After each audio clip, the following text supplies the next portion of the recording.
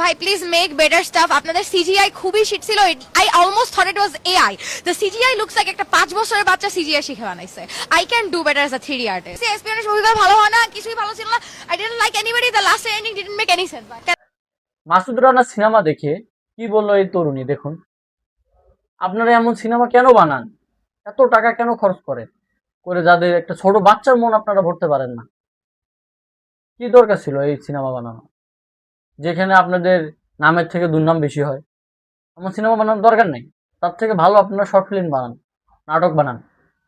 আমার মনে হয় আরো আপনারা জনপ্রিয় বেশি হবেন। বাংলাদেশের ছোট ছোট যে নাটকগুলো আছে অল বিশ্ব জনপ্রিয়, বিভিন্ন ভাষায় ডাবিং করে বিভিন্ন দেশে এগুলো চলতেছে। এই সিনেমা বানানো আপনারা বাদ দেন। আপনাদের দ্বারা এসব হবে না আমার মনে হয়। আপনার কি মনে হয় প্রিয় দর্শক? একটু কমেন্ট করে জানাবেন। দেখা হচ্ছে নতুন কোনো ভিডিওতে। আল্লাহ হাফেজ।